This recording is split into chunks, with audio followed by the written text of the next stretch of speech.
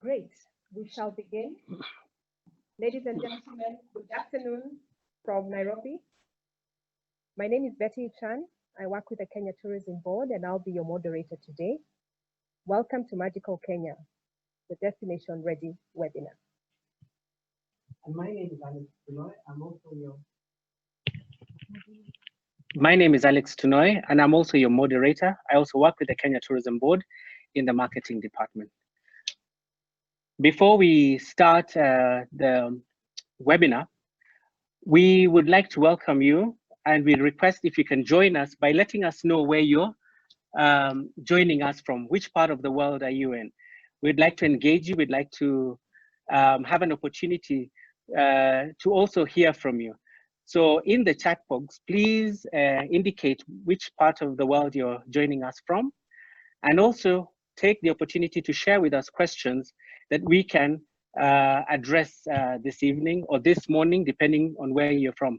In fact, I can see it's all coming in. We have people from Texas, from New York, India, California, Canada, Germany, Nairobi. Oh, it's coming in so fast. Hong Kong, Washington, Chicago, China, Boston, Malawi, Minnesota, Dubai, Toronto, Hyderabad, India, Berlin, Norway, Dar es Salaam.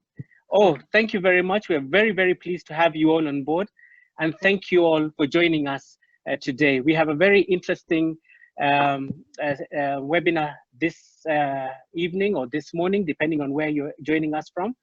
And we will be more than happy to engage with you and share more with you as we go along. Thank you, Alex. Thank you for that very welcome. And again, welcome to all our guests. Ladies and gentlemen, we are going through unprecedented times brought about by the COVID-19 pandemic. As the author Al Sibat said, when you're hit with life-disrupting events, you're never the same again. You either cope or you crumble, you become better or bitter, or you emerge stronger or weaker. As a destination, we believe that we will bounce back sooner rather than later. Magical Kenya has taken measures to mitigate against the COVID-19 pandemic. These measures include the implementation of the tourism and hospitality protocols for health and safety.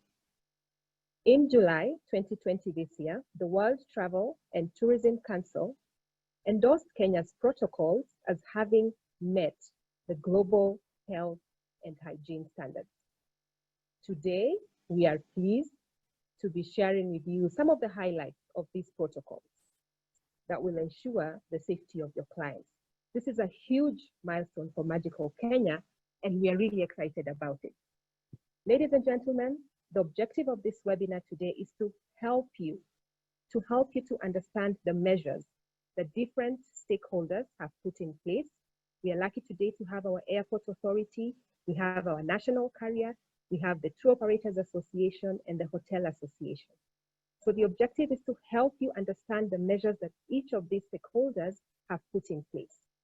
It is our hope that at the end of the webinar, you will be more up to date and more informed on the steps that have been taken by each stakeholder. It is also our hope that we will instill in you a sense of confidence in the destination so that you're able to continue selling Magical Kenya. Once again, we welcome you. We encourage you to participate by putting in your questions in the Q&A box, and we will try to address as many as we can during the session. Thank you. And during this session, we will run a poll where we will invite you to fill it in.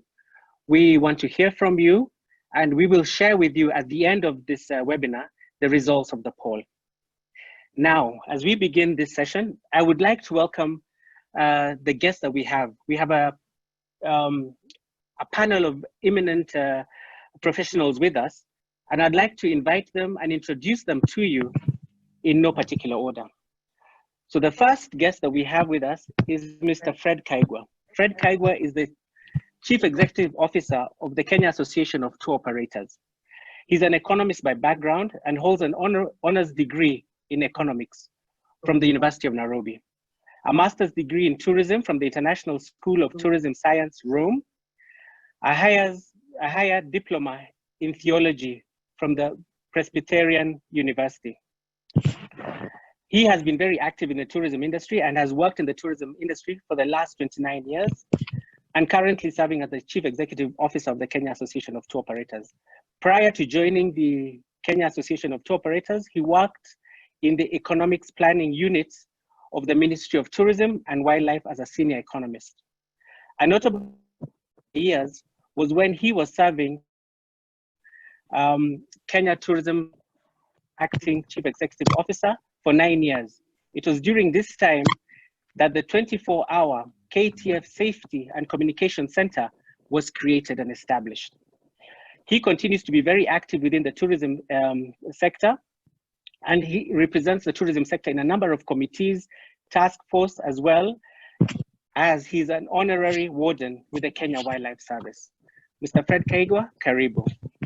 Thank you very much, Alex. We are also privileged to have with us Mr. Mike Macharia.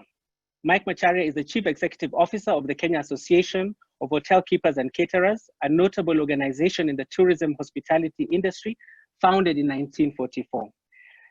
The association is the principal umbrella organization bringing together hotels, lodges, restaurants, membership clubs, and prominent airline caterers whose common theme is to render services in the hospitality industry. Mike has a vast experience and expertise in the tourism and hospitality industry, having held various managerial and board positions, including Kenya Tourism Federation, National Tourism Crisis Response Team, East Africa Tourism Platform, National Labor Board, and many more. He also holds a bachelor's degree in hospitality management, postgraduate diploma in marketing, and currently pursuing a degree in law. Mike is also one of the 17-member task force appointed to establish guidelines in response to COVID-19 and the common protocols plus the standard operating procedures, which were launched in June 2020. Mike, karibu. Thank you. We are also privileged to have with us Mr. Alex Gitari.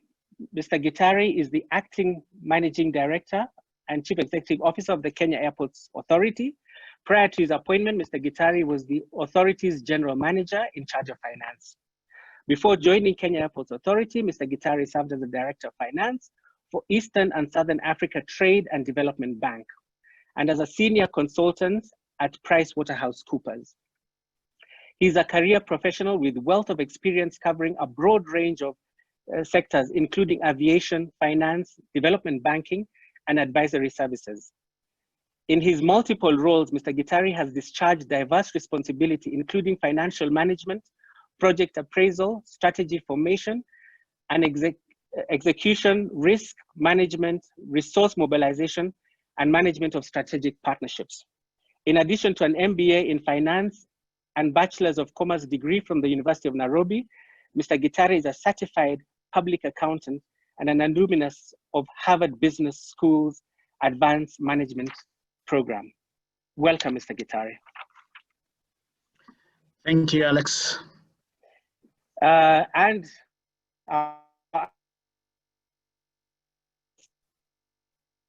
Julius Tyro. Julius started Kenya Airways in 2001. His current development of international experiences in growth and improving performance in the aviation industry. He had various commercial roles, and prior to his current role, he was General Manager Commercial Sales, Europe, America, and Asia. From June 2014 to November 2018, and head of pricing, revenue management, and distribution, a position he has held since June 2009 to May 2014. Julius holds a Bachelor's of Arts in Building Economics from the University of Nairobi, and he has attended several management courses, including the Executive Development Programs with Gordon Business School South Africa in 2011 to 2012. That is the panel that we have today, a very interesting panel. We have a lot of issues to discuss, and they will be instrumental in doing so. Thank you very much, and welcome to all our panelists and to all of you joining us from around the world.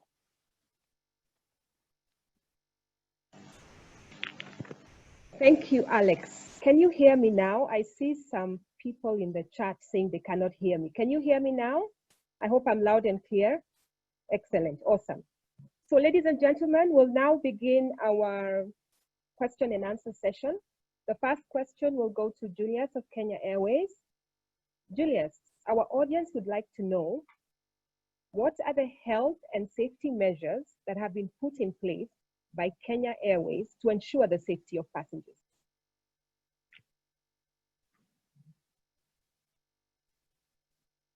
Julius, please unmute.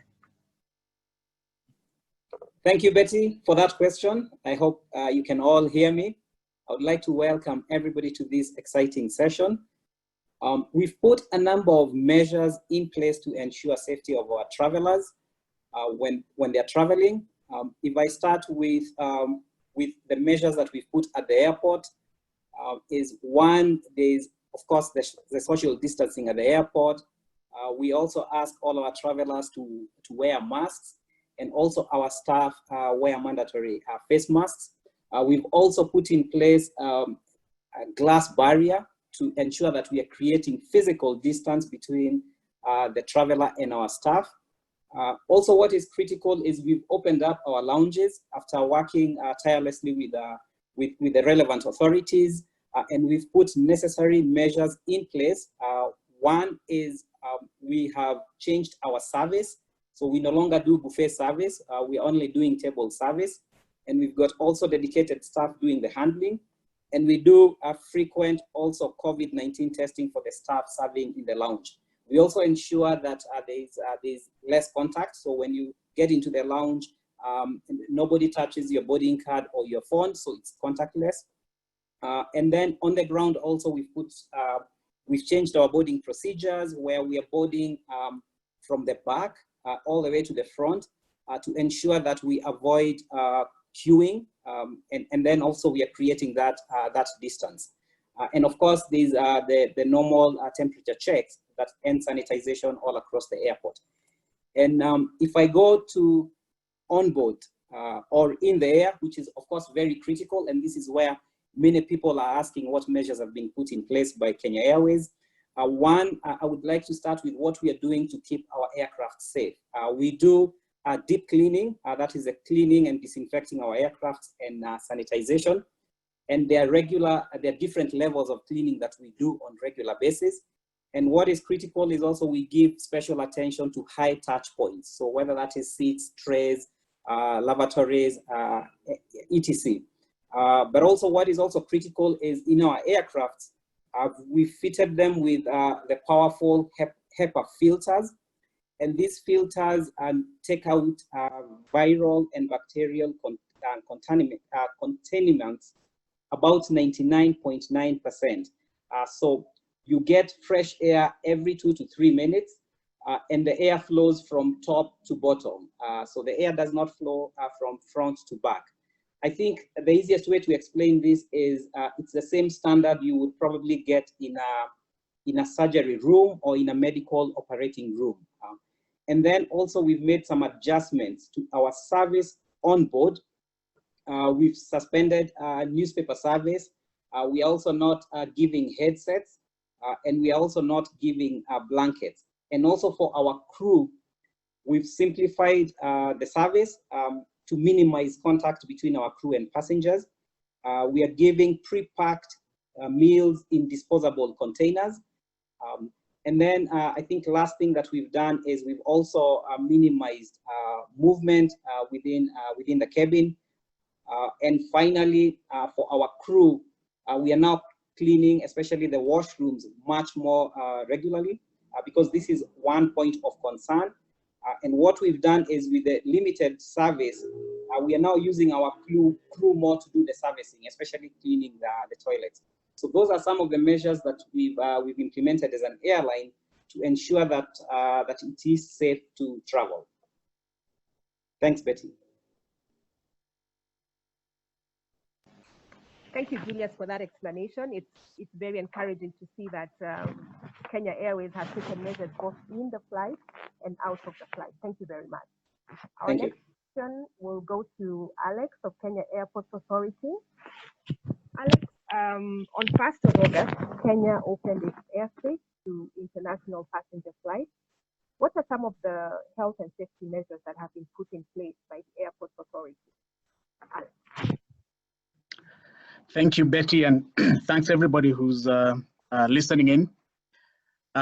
Julius has done an excellent job. Actually, listening to him earlier, I couldn't distinguish whether he was from Kenya Airways or from Kenya Airports Authority, because it's covered a lot of the measures that we ourselves have put in place, but which obviously have been very well appreciated by Kenya Airways and also the other airlines. So at the risk of sounding repetitive, let me at the outset just mention that as an airport operator, we are ready to welcome tourists and visitors into the country. We have put in place very elaborate health and safety protocols to take care of our visitors. Now, perhaps maybe the best way for me to address the question that Betty has raised, let me start by indicating what we would like visitors to do in terms of readiness, so that when they come to our airports, and in particular JKIA, they can have a smooth experience as far as their visit is concerned.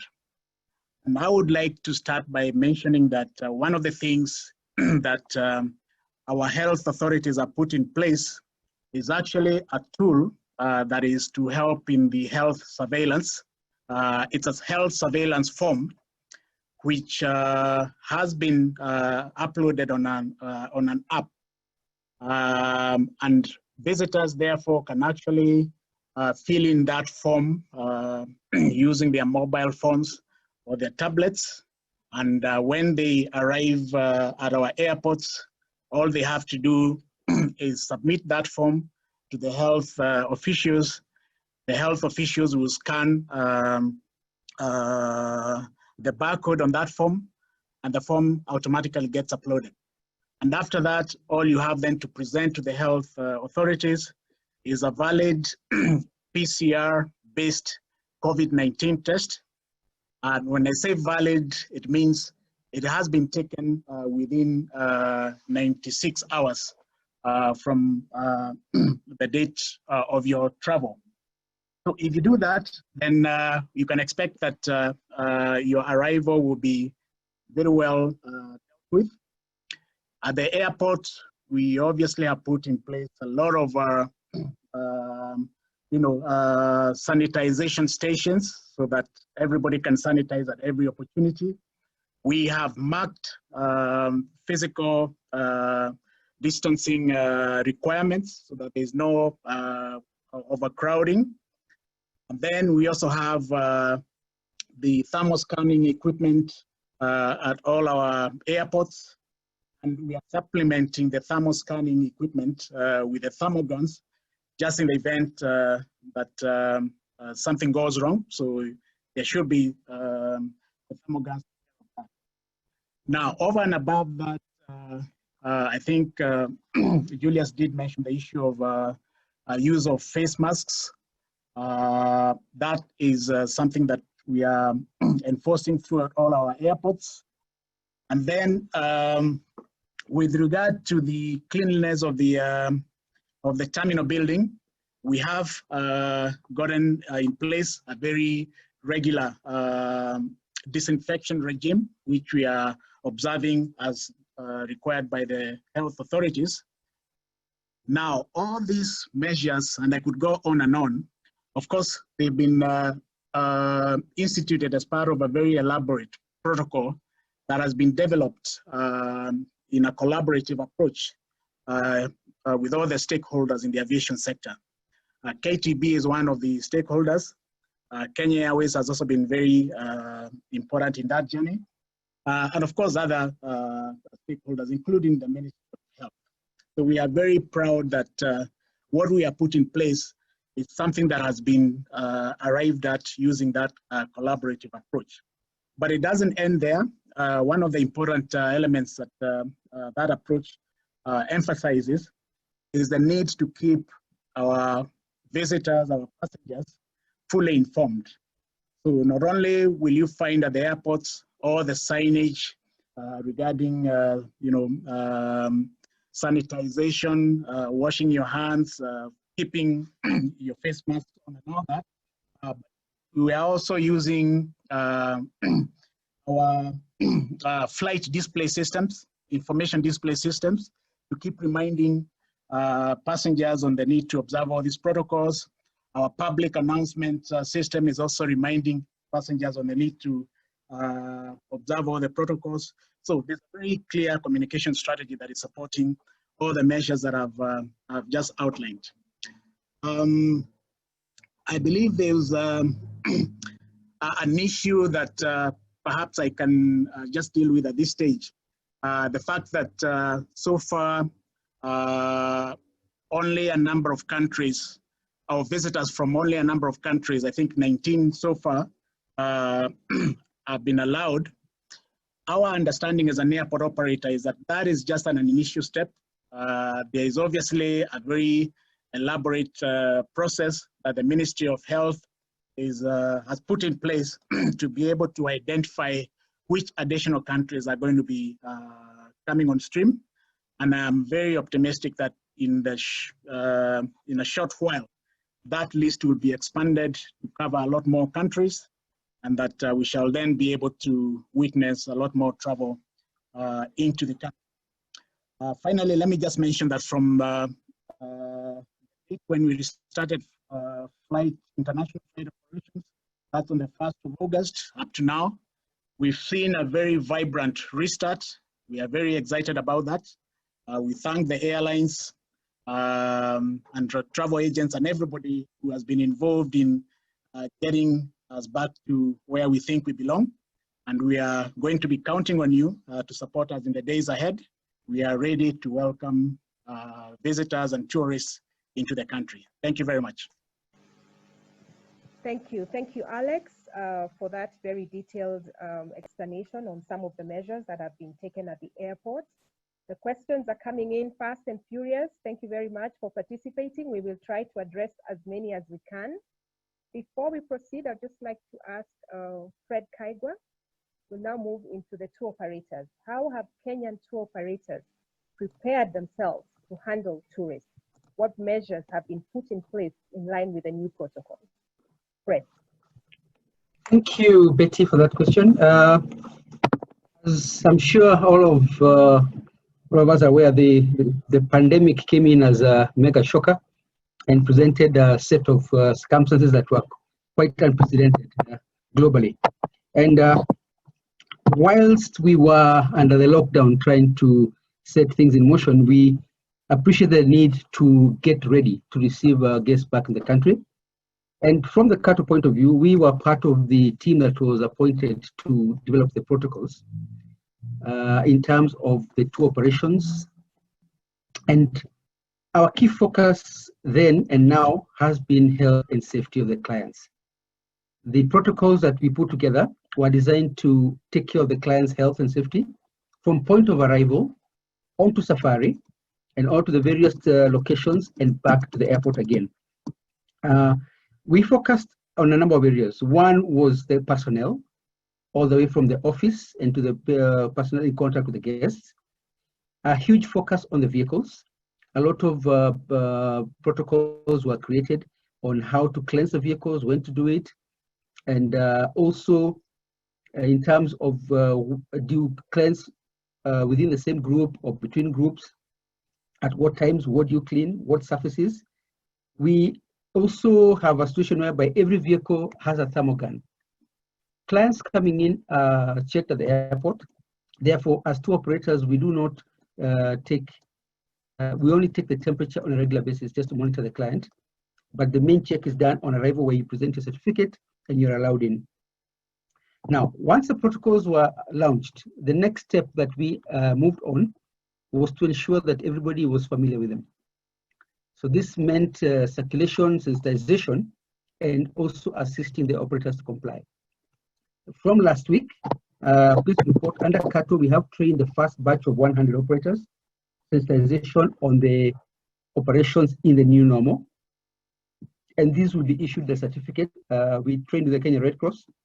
And this morning, we had a second group of 50. And come next week and the week after, we'll be moving in batches of 50 until we are clearing all the operators in terms of sensitization. Once that is done, we're also working closely with the Tourism Regulatory Authority, who will be issuing what you call clearance certificates and stickers for the vehicles. It's very important for people to be able to identify an operator who has been suitably trained and cleared to resume work in the new normal. So all of the CATO members eventually will be applying for clearance under the Tourism Regulatory Authority, having undergone the training and being sensitized on how to operate within the new normal in terms of the protocols that we have. As I said, our key focus will remain health and safety, so that the client is able to feel comfortable on safari, that he's operating in a safe environment, he's getting in contact with people who are conscious about safety regulations. And at all stages of the safari, we intend that the client and our staff will observe the various protocols and the requirements that we have put in place so that the safari goes on seamlessly. So from a tour operator point of view, we are confident that we have put in place the necessary measures. The staff are well aware of what to do, when to do it, and how to do it. And with the resumption of flights on the 1st of August, we have already started receiving guests from all over the world. The main challenge which we still have to overcome at the moment is the list, which tends to be, which has those that have no quarantine and those that have quarantine. But for the countries that have been cleared, they are already arriving, and some already on safari, others are booked to come in. So I would urge any intending visitor to Kenya to feel free to come in, especially those that are on the list that has been cleared from quarantine. Thank you very much.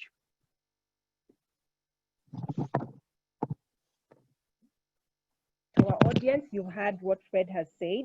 Your clients will basically be taken care of from a health perspective from the moment they arrive to the moment they depart, in terms of vehicles, personnel, and any other item along their safari. The next question will go to Mike Masharia. Mike Masharia, please explain to the audience some of the measures that have been put in place by our hoteliers, the hotels and lodges. Thank you very much, Betty. Good afternoon, everyone. It's good to be here discussing how we get our clients back. I'll start by just giving a bit of a background. When the first case was reported in March, there was a lot of panic in the country, and there was also a lot of panic everywhere. We saw a situation where everybody wanted to go back home. And we had a lot of Kenyans living overseas, students in various parts of the world, and they all wanted to come back home. When we got our first batch of people, they were advised to self-quarantine at home. That did not prove very successful. So the government came up with a policy of 14-day quarantine for all returning citizens.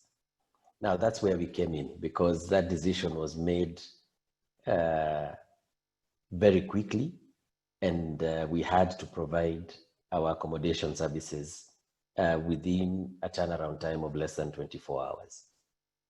So what we did what we knew best as accommodation service providers. We cleaned our facilities. We immediately got sanitizers, we got face masks, we got temperature guns, and went full swing.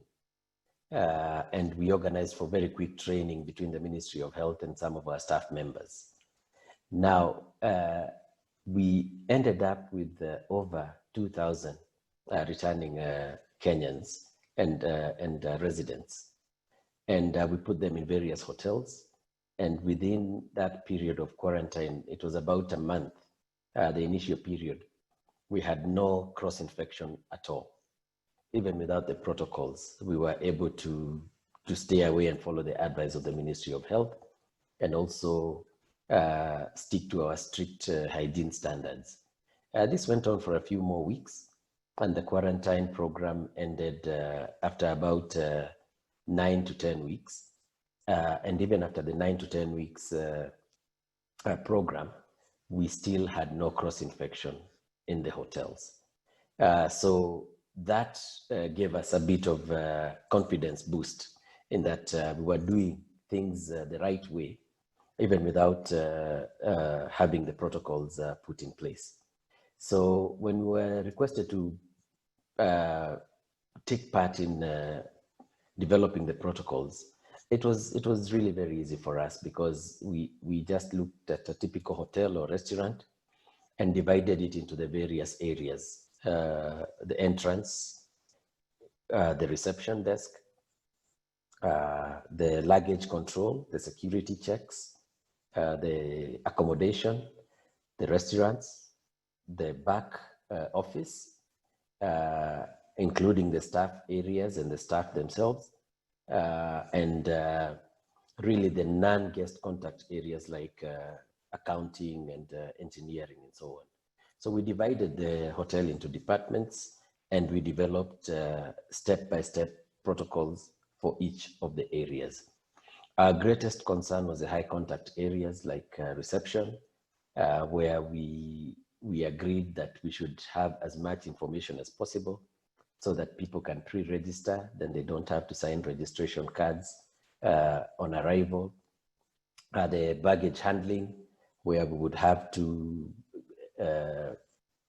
sanitize and disinfect all suitcases and bags as they come in. Hand wash areas, we had to redesign our public areas to have more hand wash areas. We had to put plexiglass around the reception areas to minimize contact. We gave the staff, particularly waiters and front desk staff, face masks and shields. We had to think about the kitchens and how then the various cooks in the kitchen would be preparing meals with social distance. We looked at certain areas where you need to wear gloves, and in kitchen, latex gloves are a bit of a fire and health hazard. So we had to balance all these new protocols against our existing standard operating procedures. And that's why it was very easy for us. I think in about 4 or 5 days, we had put out a document that could be considered. Then we approached the Ministry of Health and the Ministry of Tourism.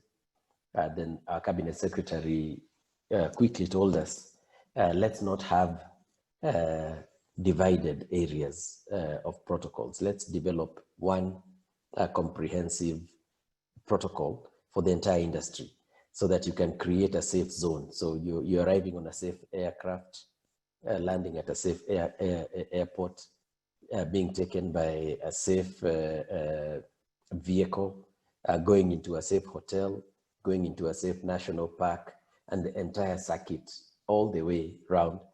We create a very safe area. We went a step further because we had technically shut down, and we said to ourselves, when we are coming back, we would need then to test all our staff who would be coming back into operations. And the government gave us a very good deal at that point. As you all know, all around the world, testing for COVID is fairly expensive.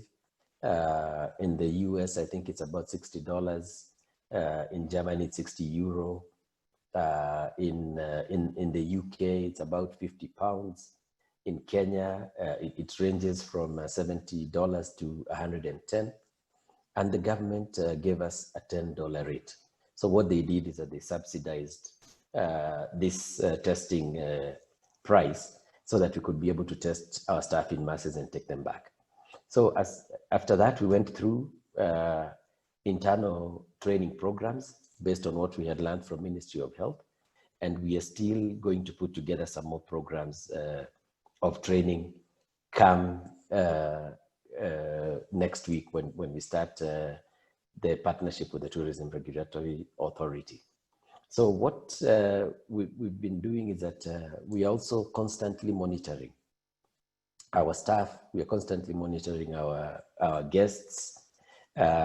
This has become the new, for those of you who will recall, travel before September 11, 2000, or is it 2001, 911. It was very easy to just walk into an airport, pay a ticket and move on. Now you have to go through layers and layers of security checks. From a health perspective, we have to go through layers of health checks every day. Everywhere you stop, if you walk into a hotel, your temperature is checked. If you leave the hotel for 20 minutes and come back, your temperature is checked again. So we are doing constant monitoring. We are monitoring our staff, monitoring our clients, and so far we have had no incidents of cross exposure. We've had a few cases of return to work testing of a few staff that tested positive. I think just about 5, but they were not at the workplace. They were just being tested before they returned to work. And we haven't had any cross-contamination with the clients. And now we are open in some areas, and we are confident that we are ready to handle everybody coming in. And we will continue improving ourselves. We learn every day. New information is available every day about the virus. And we take that information on advisement from the Ministry of Health, and we try our best to be up to date with the information as it comes. Obviously, we have a few initial problems. I would not call them teething problems as such, but they're just initial problems of confusion as to which country is on the green list, which I don't even know whether it's a green list yet, but which country is on the safe list. Is there quarantine? What do you do if somebody tests positive?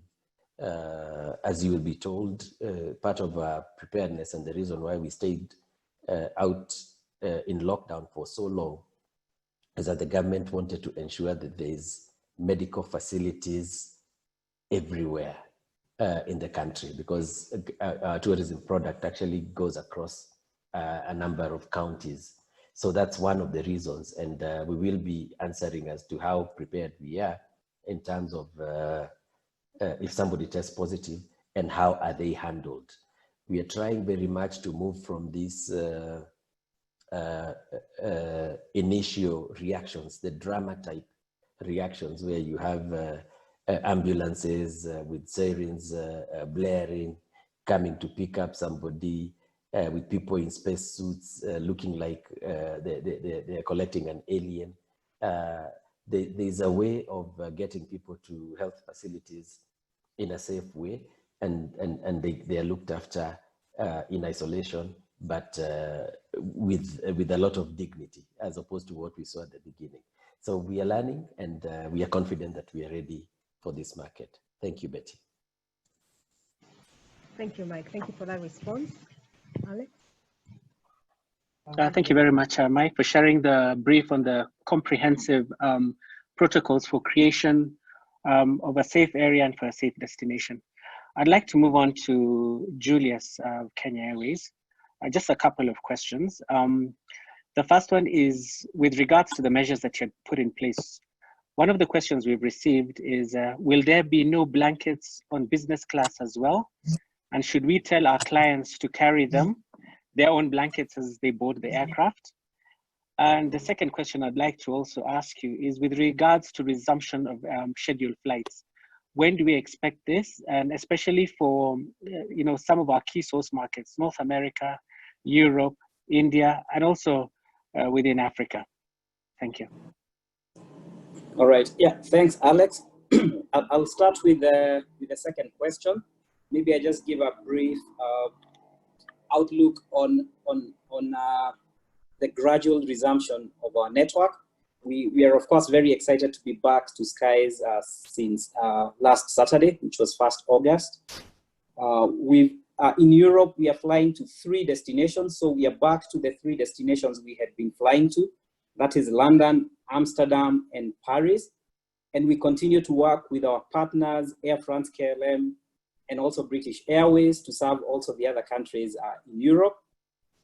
Also within Africa, we're already looking at, in August, flying to 25 destinations. What we are targeting is to open as many destinations initially, and then increase frequencies so that we at least serve as many countries as possible. Specifically, we will also go back to the US, JFK.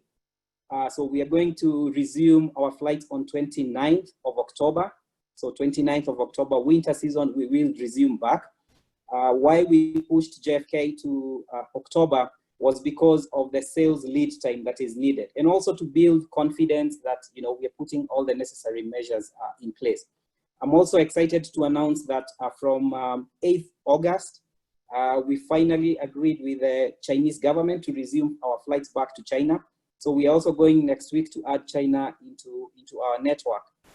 And we will continue expanding our destinations as we look to serve our customers. And of course, continue reinforcing the message that we are taking all the necessary measures to ensure that travel is safe.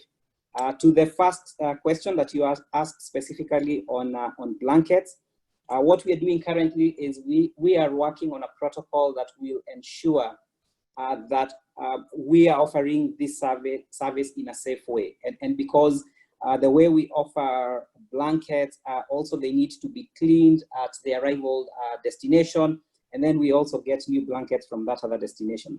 So we are working on a protocol to ensure that this service is done and there is no risk, of course, to our passengers.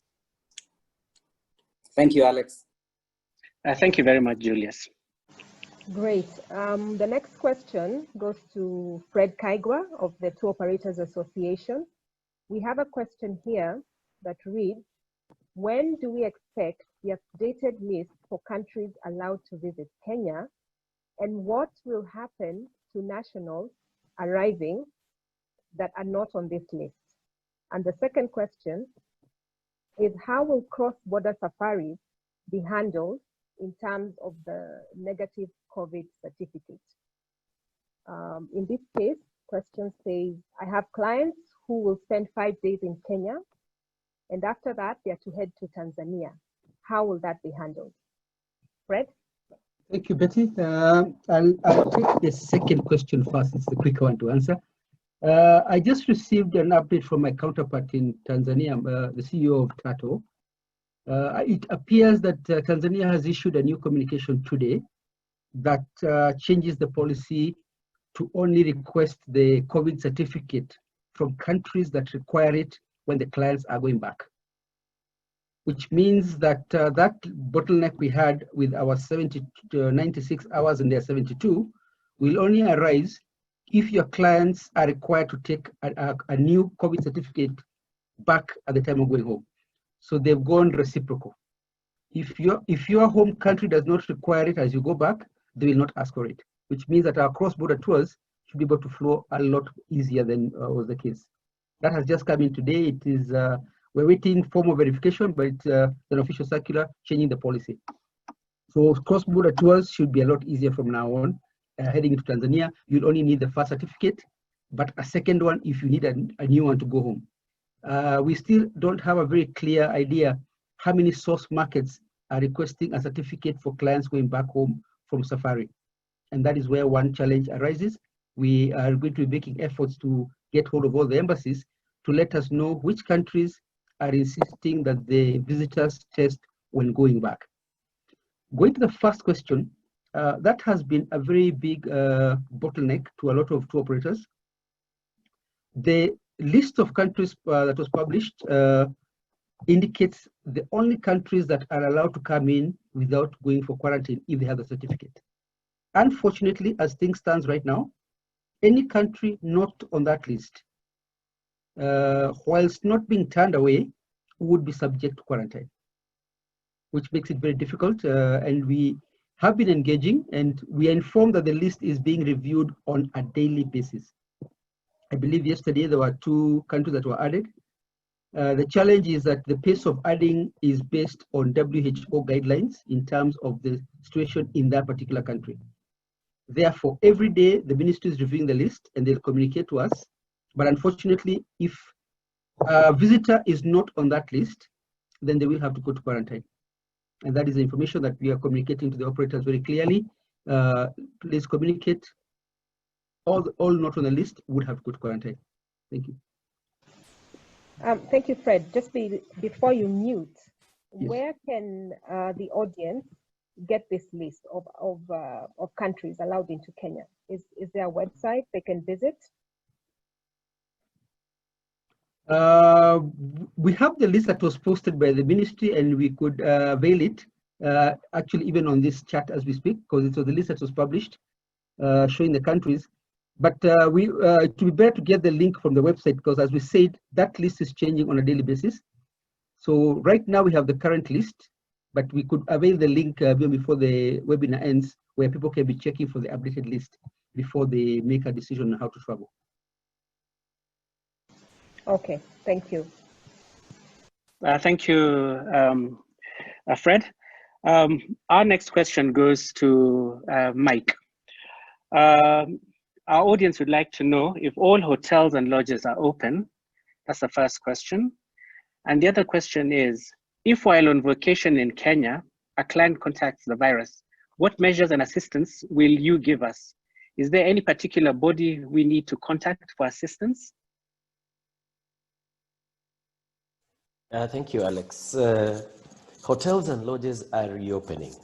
You remember that we had a very long period of inactivity in those facilities, 4 to 5 months. So, and we did not know when would start receiving customers. That was until, I think, the 6th of July. And from the 6th of July, we were told regional domestic flights would start flying on the 15th and international flights on 1st of August. So we had a very small window to start reopening. And of course, the reopening itself needed to be supported by bookings. So the immediate place that we saw pick up with the reservations, surprisingly enough, was the Masai Mara. And the big influx was from locals and the people and the residents of Kenya. And there was one hotel, I think on the first weekend during the wildebeest migration that hosted about 130 clients, just one hotel in Masai Mara. They are one of the bigger lodges. So we've seen a lot of activity in Masai Mara.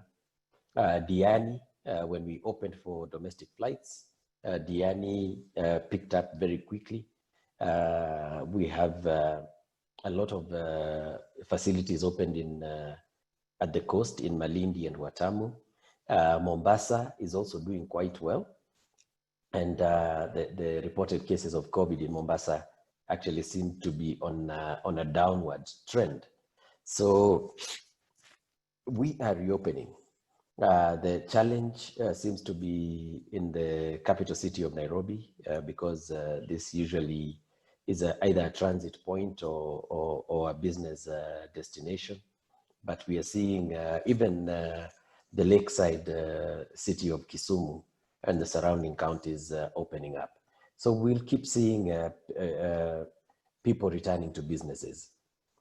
In terms of contact, when somebody comes into contact with the virus or they develop symptoms as they are staying in any of the hotels, what we've done with the Ministry of Health is that we've got a list of all the what is known as level 5 hospitals within the counties.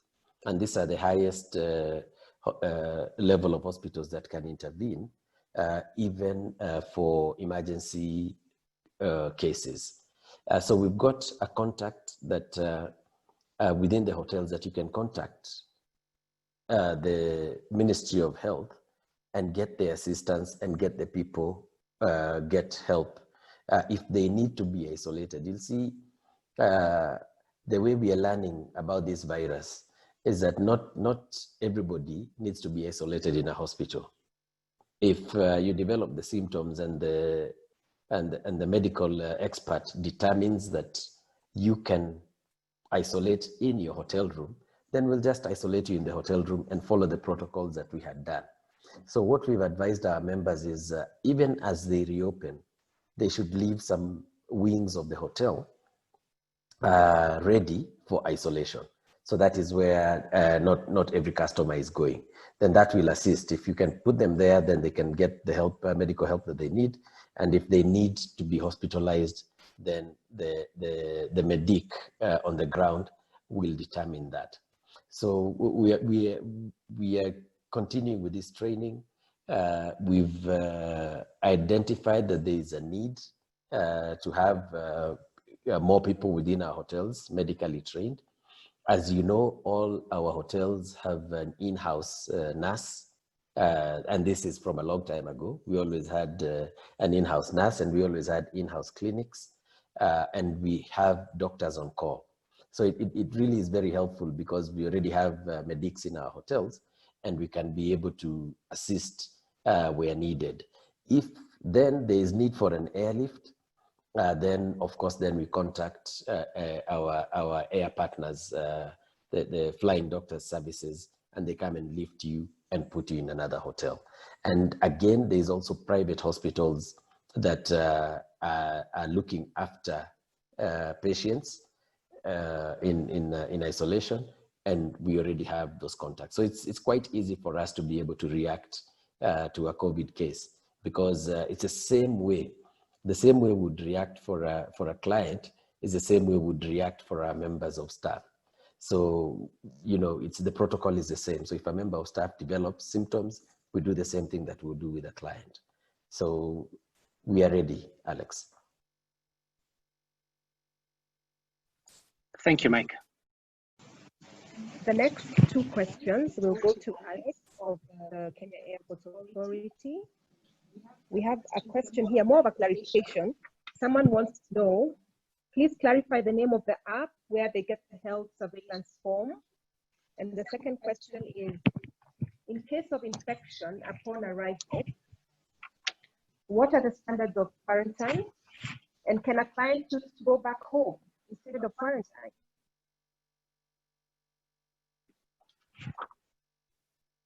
Alex? Thank you, Betty. I will share the details of the app. I'll find a way of sharing it through the chat mechanism so that it is easy and it's available to everybody.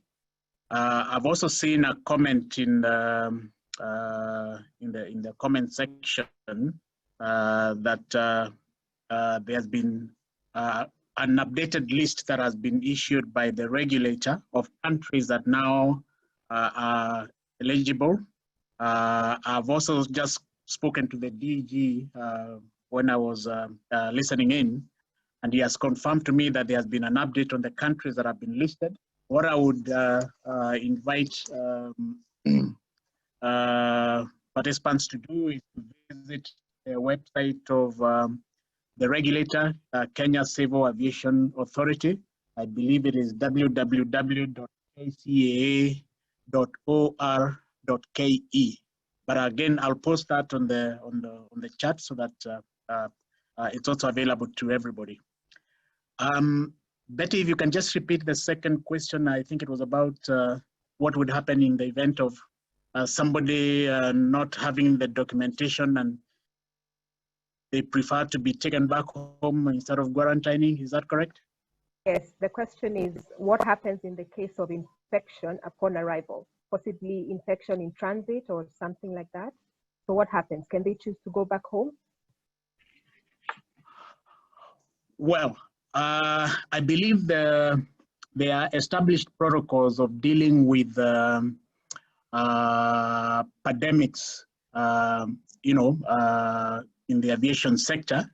So I don't think it will be a case of the passenger's wishes in terms of whether they want to be taken back home or whether they're objecting to quarantine and all that. There's a very clearly established protocol, which is not just specific to Kenya, it cuts across the whole world on how a confirmed case of a pandemic patient will be handled. And I may not have the very specific details, but I want to believe that the nature of a pandemic requires that such a case is handled very carefully, but within the country where it has been diagnosed, up until the case has been fully diagnosed and confirmed. So the option of the passenger wishing to maybe to travel back, first of all, you can imagine what it would mean.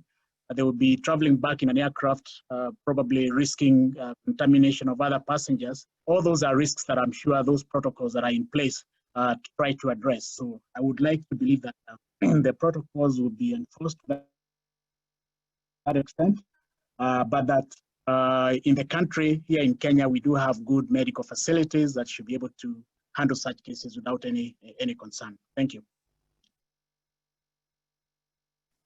Thank you very much, Alex. My question goes to Fred, and this is with regards to sustainability and conservation. We have a question that has come in. What is the recommendation for safe and eco-friendly disposal of used masks, gloves, wipes, particularly in the national parks? Thank you, Alex. As you are aware, even before the pandemic struck, we had already passed a regulation last year targeting elimination of the single-use plastic items. Therefore, even before we had this challenge, we had already seen the need to clean up and to create a sustainable environment. In the current environment, there will be a lot of items that need to be disposed of. And we are engaging with the park authorities, and we will be presenting some guidelines to all our users and operators about how to dispose of these masks, gloves, and other items that may be used while on safari. Ideally, we should have a central collection point as opposed to having them dropped all over the place. But the guidelines themselves are currently in progress and will be communicated as soon as now that we are starting fully open for business. But this now will encompass not only the items you've listed, but even the earlier ones that we had already targeted. So to just widen the net and see to it that we are creating a sustainable environment with a proper disposal of items that need to be removed from the conservation areas. Thank you very much, Fred. Our audience would like to let you know that the polls have started running, so kindly fill it in, and then we will share the findings with you at the end of the session. So feel free, share it, fill it in and share it with us, and we will be able to communicate back at the end. Thank you, Alex. The next question goes to Julius of Kenya Airways. I have two questions. Julius, can you hear me? Yes, Betty, please go ahead. Okay. The first question is, what is the latest scheduled start date for the KQ non-stop flights Nairobi, New York? Why was it moved from August to October? And then lastly, what are the future plans for KQ flights in the North American region? Julian. All right, yeah, fantastic question. The start date or the resumption date to New York is 29th October. And our approach towards the resuming our flights is gradual. It is also dependent on how we see demand. We had actually earlier planned to start New York a bit earlier, but looking at the trends, we pushed it back to 29th October. So that is when we are starting. And already we are starting to see good inquiries and bookings coming in. So, in the second question, sorry, Betty. Sorry, I cannot hear you, Betty. Sorry, Julius. The second question is, what are the future plans of Kenya Airways in the North American region? All right. Yeah, we intend, of course, to keep flying to New York and slowly build back to the daily service that we were offering, because we believe with this pandemic, more and more customers will prefer non-stop flights. So we actually expect, as the markets recover, to see more demand on our non-stop flight. And I'm also happy to announce we continue to enhance and expand our partnerships with Delta and American Airlines. So next week we'll be announcing additional domestic points that we've agreed with Delta that will feed our New York flight. So our plans is to continue enhancing our partnership with Delta to serve the whole of the US market. Thank you. Great, thank you, Julius. Before you mute, I think maybe just address the other regions as well. What are the plans for Europe, for India? And somebody has asked about Entebbe. Okay. I had spoken a bit about the other regions, but indeed I saw a question about India. We are actually very excited and we were ready to resume services to India. In fact, we had the flight in August, but unfortunately, the government of India extended the closure of the airspace until 31st August. So as soon as India airspace opens up, we will start flying to India. But alongside that, there's already discussions at diplomatic level to see how we can create an air bubble between Kenya and India. So that is ongoing, and if we get positive results with that, we will resume. Entebbe is also the same thing. Uganda is actually one of our key markets. We used to fly 6 times a day. It's a market that we expect to recover quickly. Unfortunately, the airspace is still closed until end of this month. Immediately we are able to fly there, we will resume services. And it's actually the same approach we have in Africa. We are also not back to South Africa, which is again our key market. And again, it's because the airspace is closed. So it will all depend on how quickly the travel restrictions are being lifted. Thank you, Betty. Thank you, Julius. Thank you. Thank you very much. My question goes to Alex, and it's with regards to transit passengers at the airport. How will they be handled during that period as they await for their next flight? And then the other one is with regards to private charters. Are these allowed, and are they acceptable?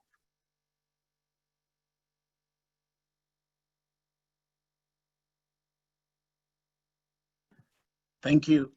Thank you, Alex. With regard to transit passengers, yes, these are allowed. We've not disallowed transit passengers for as long as they have been clear to travel from the where they started their travel. They obviously maintain the protocols that I outlined earlier. They observe physical distancing. They put on face masks. Remember, by the time they are being allowed into the terminal building, they will have gone through temperature screening. So for as long as they observe the measures we put in place, there will not be any risk either to themselves or to other passengers. And then when it is time for them to board their next flight, we'll allow them to board and then continue with their journey. So that doesn't present us with any problems. Now, with regard to private charters, yes, again, in particular, Mombasa, where we do receive a lot of charters, for as long as they meet the conditions that have been put in place in terms of the COVID-free certificates that are valid and that they are from the countries that have been approved, that again does not present a problem. So they are very welcome. Thank you very much. Thank you. Thank you. Next question goes to Fred Kaigwa. Somebody wants to know, have Kenyan tour operators reviewed their refund stroke cancellation policies in line with uncertainty around travel? Have they reviewed their cancellation policies, Fred? Thank you, Betty. The cancellation policies that operate in the destination are a bit complex because the two operators are themselves required to give deposits, onward deposits. Remember, the two operator puts together a package that contains a lot of components from other users. So whereas the operator may themselves have a flexible policy, the other products that they are procuring on behalf of the client sometimes do come with different conditions. And that is where the complexity arises, that the operator may not be able to put together a policy that has not been approved by the accommodation property or the other services that are being procured. It's an issue that is under review. We do acknowledge the need to have a policy that is welcoming and more flexible, especially due to the uncertainties. But it requires that all the parties come together and agree to all have a flexible policy in the whole value chain. So the operator on themselves will not be able to give a flexible package or a flexible cancellation policy unless they get the same from each other party on the value chain. But it's an issue under review, and I think we'll be able to look at it a bit more closer as a destination, because we have flagged it as an area that needs to be addressed to create an environment that will be a bit more welcoming to the client. Thank you, Mike. That's noted. Fred, just Yes. while you're still there, Yes. a question has come in on rule of capacity of passengers in a safari vehicle. Would you be able to talk us through what the expectations are? Yes, thank you, Alex. That was one of the areas that we dealt with at length in the area of the protocols. I actually consulted with all the members widely in terms of all the various capacities. One of the areas to note is that the tour operators had long ago reduced the capacity of the vehicles to suit the comfort of the clients. In the olden days, the vehicles used to carry 9 passengers, the small vehicles. That was reduced to 7. So in the tourism protocols, the Land Cruiser and the minibus is allowed to carry a capacity of not more than 7 passengers, which means that each passenger shall be at a window seat and is distant from the other, no passengers in the middle, and that becomes quite comfortable. From the previous 23-seater coaches, this has been reduced not to exceed 70% of capacity. And the 33 coaches, the same, 33-seater, down to 70%. And so all the vehicles have been reduced to not more than 70% of the capacity, which means that there's a distance that is quite acceptable within the safari, and there's acceptable social distancing maintained. So you can rest assured that you will have adequate space between you and the next passenger in the vehicle. Thank you. Next question is to Mike Macharia. This is very straightforward. Are the hotels and lodges in Kenya open, Mike? Yes, Betty, hotels and lodges are open. As I had said earlier, we are ready and waiting to receive clients. Excellent, thank you. The next question goes to Julius. Julius of Kenya Airways. How is the demand for air travel since you opened up on 1st of August in both the domestic and international markets? How is the demand so far? All right, yeah, thanks Betty for that question. We do know that the road to recovery is going to be long and bumpy. And for airlines, and there are a lot of statistics that have been shared, it will take probably three years before we recover to pre-COVID levels in terms of travel. But the good news is when we started the domestic flights on 15th of July, we actually saw some good uptake. Capacity is still way down. We used to fly about 15 flights a day. We are doing 3 flights. So in terms of where we are, if I just give a statistics, we see about, let's say, 20% recovery. And this keeps improving. And we see also the same with international flights. We actually see good demand on our flights to Europe, so which is also quite thrilling, and maybe also aligned with this session that we are having. But what is critical is for us to really focus on assuring people it is safe to travel, and it has to be the end-to-end coordinated approach, not just for airlines like we're doing now. And also, the more we clarify the requirements for passengers.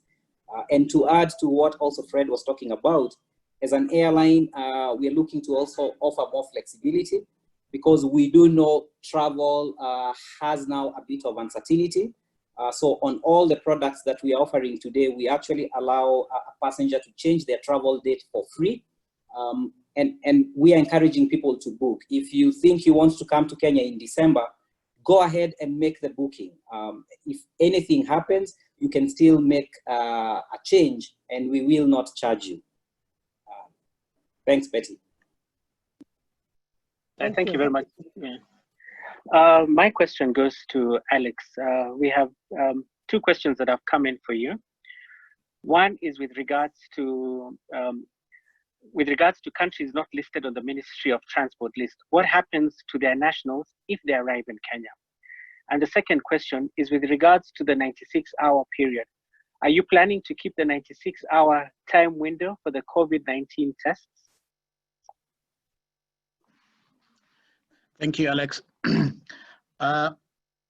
Travelers coming from countries other than those that are approved, the requirement is that they proceed to 14-day mandatory quarantine. So that is the current requirement. I can't say how long that will be kept in place. Obviously, it may be reviewed at some stage in future, but at this point in time, we know that if you have a passenger who arrives from a country that is not among the list that are approved, then they have to proceed to 14-day quarantine period. And that's very clear, clearly spelled out. Now, with regard to the 96-hour, period within which the certificate should have been issued, this is something that has been put in place by the Ministry of Health. Obviously, I'm sure there are very good reasons, technical reasons, why they feel 96 hours is a period that is desirable.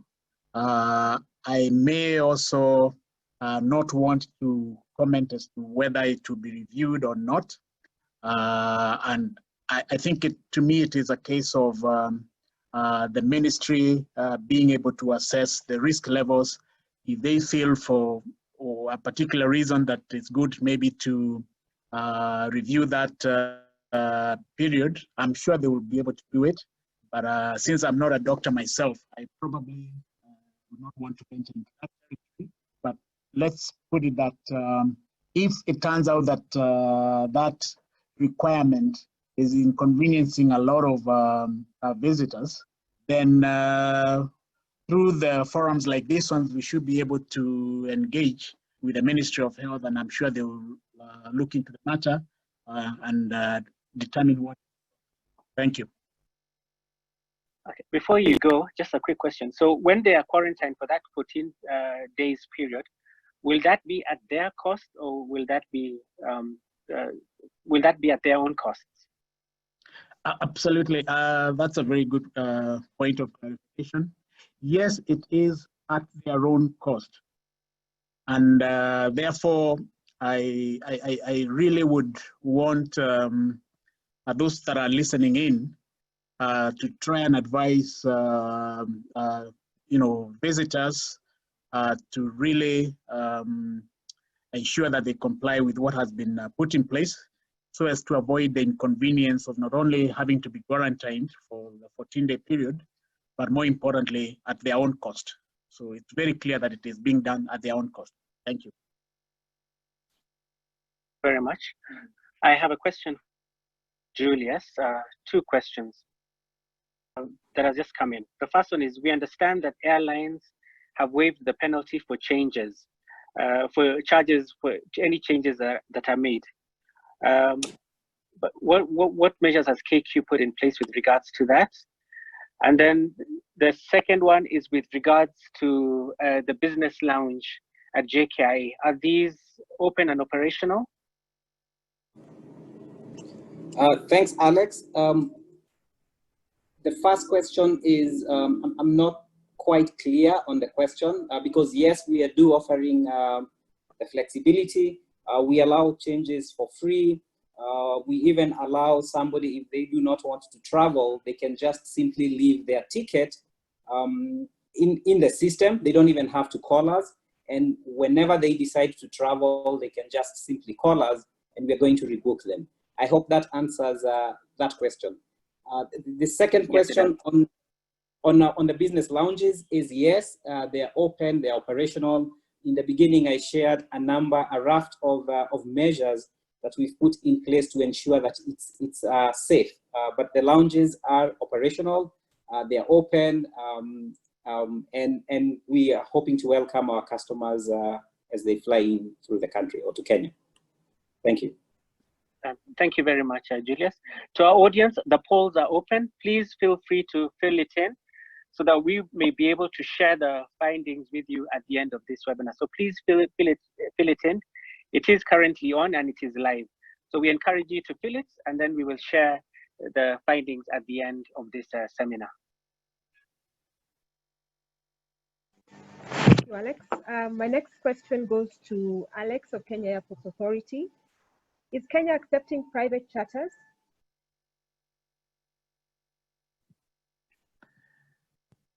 Thank you. Yes, I had actually responded to that question earlier, and I indicated that yes, we are accepting private charters for as long as the passengers do meet the requirements that have currently been set out in terms of the COVID test certificates, the validity of it, and also importantly, the countries where they are originating from. They have to be approved from the approved list of countries. So we are, yes, open to charter business based on those two considerations. Thank you very much, Alex. Julius, the question on the route, Kenya Airways routes. I have questions from the Nordic region. Can you just address when you're getting back to the Nordic region? All right. Yes, we actually are already serving the Nordic markets, but we are not flying into those countries specifically. But we fly into Amsterdam and we are flying into Paris, and then there are multiple flights with our partners to both Copenhagen or whether it is Stockholm, Sweden, that passengers can use to connect onto our flights. But we do not have a plan, and we were also even pre-COVID not flying to Nordic, but we serve those markets through our partners. Thank you, Betty. Thank you, Julius. Thank you. I have a question with regards to the COVID test. Do clients need to do a second COVID test after they've finished their travel within Kenya and they're departing? Do they need to do another COVID test? And if so, how much is this likely to cost? And I think this goes to Alex.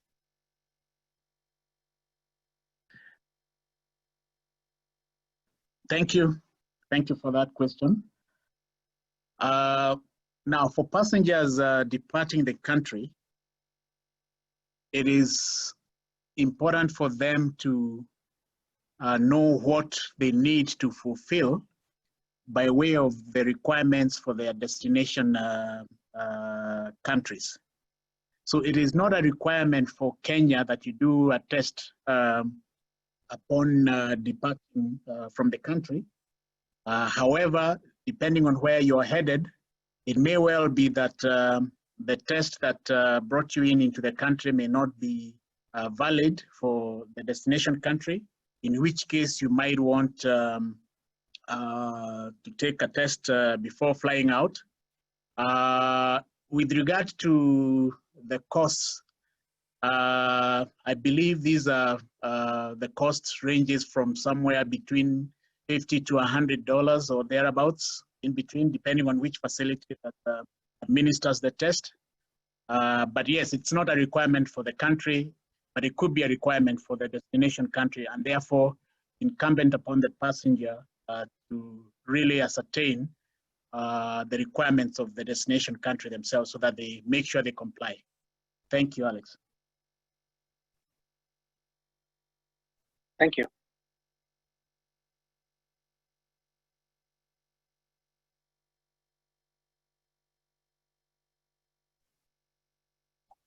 I have a question for Fred.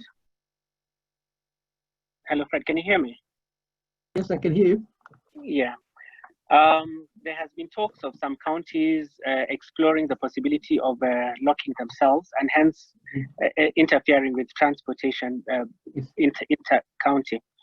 In the case that this happens and one county closes its border and yet you have to transit through that county to access a tourism product or experience on the other end, how will this be facilitated?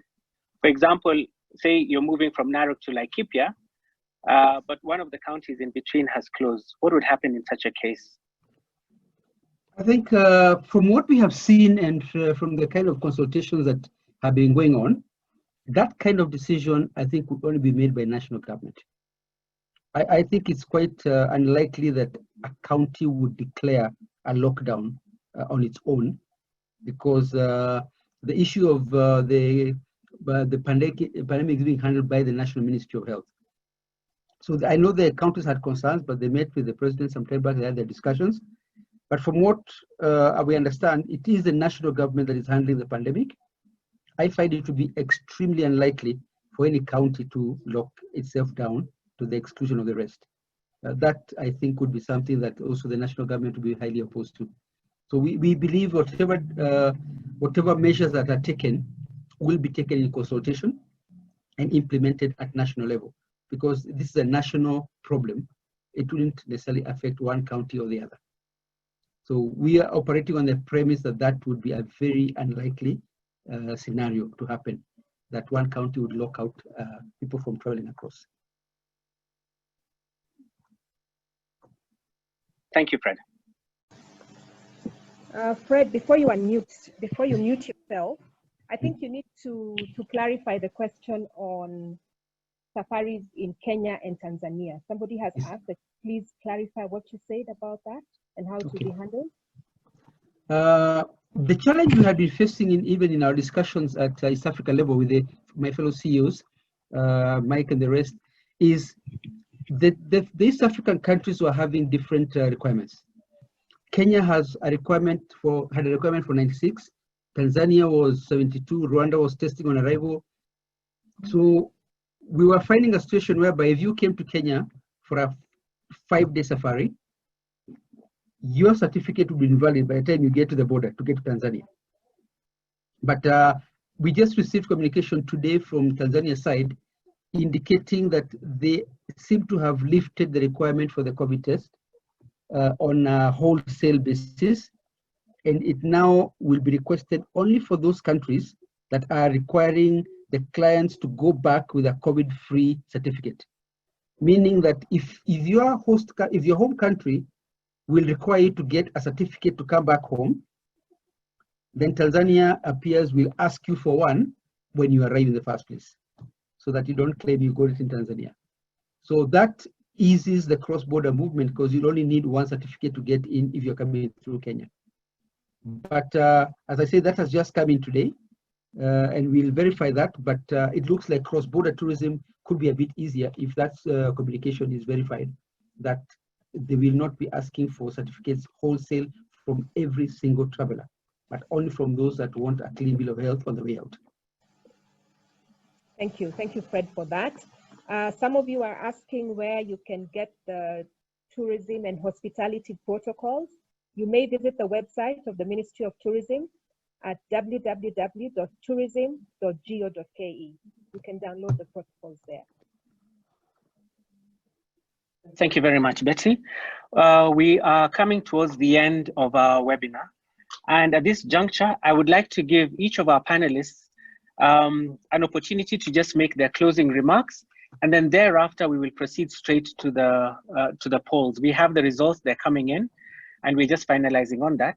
But I would like to take this opportunity to just give our panelists just a minute or two just to give us their closing remarks. And I'd like to start with Julius Tairo.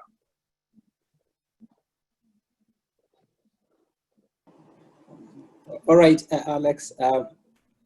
Thank you all our participants. This is fantastic. We are very excited as an airline and as a country to be back into the skies, to be able to connect passengers into Kenya and of course also out of Kenya into the whole network. I think what I would want to stress again is we are working on we've put all the necessary measures in place and in a coordinated way to ensure that travel is safe.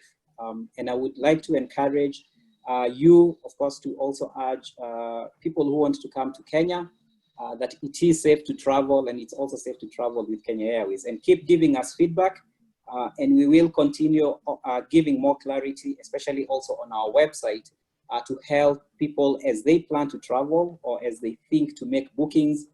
They also get all the relevant information, also one stop in our website. So we are also going to link the information from the different ministries, also from the different authorities onto our website.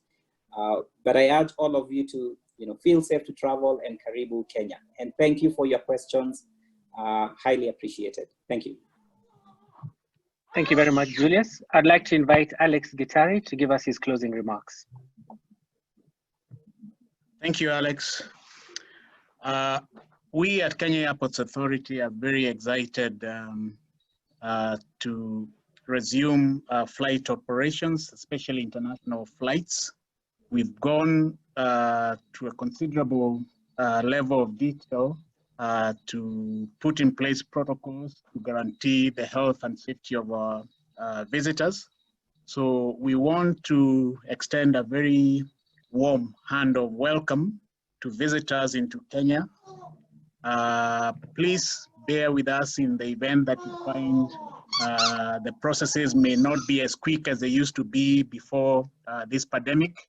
We are dealing with a new normal. We are learning all the time. We are improving all the time. But we believe that for as long as we continue to work jointly with all the with the aviation stakeholders, all the issues that require our attention will be dealt with expeditiously. And we want to guarantee our visitors and the users of our airport facilities that we shall do the best that we can to guarantee them stress-free travel, but stress-free travel under the new normal. So I want to thank everybody for their questions, for their participation, for their inquiries about what it is that we are doing. And we look forward to engaging more and more, even as we work towards getting aviation and travel back to where it used to be. Thank you very much. Thank you very much, Alex. And I'd like to invite Mike Macharia.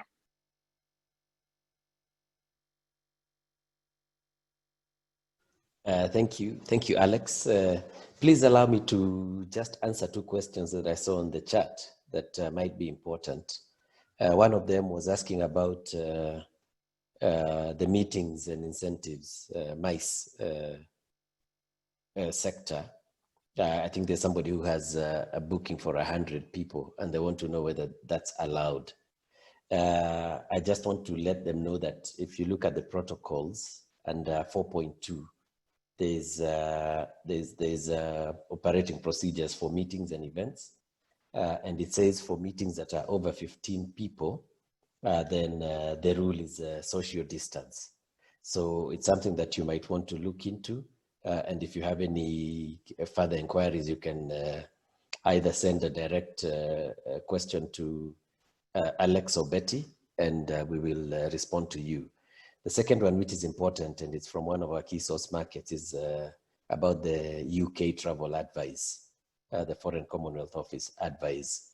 There seems to be a question that indicates that travel insurance is not valid because there's a travel advice on the FCO.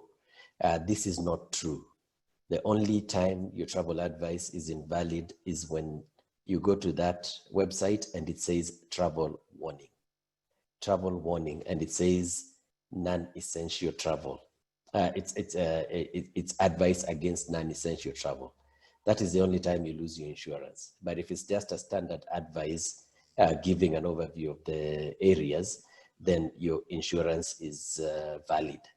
So please do not fear to travel because your insurance is valid. Since I've taken up all my time answering those two questions, I just want to say thank you very much. I have seen on the poll, which Alex will reveal, that 76% of the participants have inquiries for Kenya. This is extremely encouraging. And we want to say that you're welcome back to Magical Kenya, and we will look after you with our usual high standards of service delivery. Thank you. Thank you very much, Mike. And we now invite Fred Kaigwa to give us his closing remarks. Thank you very much, Alex. It's been a pleasure to engage, and a lot of questions. Happy to see the interest in the destination. And as earlier mentioned, we probably will go a few teething problems as we get this sorted out. But I believe it's going to get better as we go along. Already we are seeing interest from a lot of markets that we hope will be added to the list. And on the ground, we'll be engaging with the authorities to see that as many countries are added as soon as possible, so that those that are interested to come in can be able to visit. There's a question asked about what happens when a client may fall ill on safari. I think I would like to mention that working with the AMREF and flying doctors, they had already set aside some specialized isolation flights in case of need. So we'll be able to evacuate in safety and isolation anybody who might run into a problem while on safari. It's good to know that there's an emergency evacuation service. Most of CATO members do sign up to the evacuation flights for safaris as a standard precaution, just to enhance client safety. So we're looking forward to welcome as many of you, and please shoot your concerns and we'll be happy to answer them as we get used to the new normal. Thank you. Thank you. Thank you once again to our panelists for this very insightful session. I'd just like to take a minute to share with you the results of the poll. The first question was, from which country do you mostly send your clients? 31% North America, excellent. The second question, what consumer segments do you serve? Majority of you are serving upmarket and luxury. And the third question, when are your clients planning to travel again internationally? According to the poll, between September and December this year, which is very encouraging. Which international destinations are your clients likely to book or are considering to book? Africa at 57%, excellent. And number 5, do you have inquiries, bookings for Kenya? As Mike said, 76%, that's awesome. Number 6, when are most of your clients planning to travel to Kenya? Majority of you say between July and September. Once again, thank you for participating in the poll. If you want to reach us, you can email us. My email address is bichan, BICHAN @ktv.go.ke, and Alex's email is tunoi, TUNOI @ktv.go.ke. Thank you very much, and we wish to thank all our guests and listeners for your participation in this webinar. This webinar is part of a series of webinars which Magical Kenya will be hosting in the coming months. We will keep you posted on the next webinar, and if you have any specific topic you would like us to cover, please do let us know, and we'll be more than grateful to do that for you. Thank you once again, and remember, the magic awaits you here at Magical Kenya. Thank you very much. Have a good evening, a good morning, or whatever time of day. Thank you very much.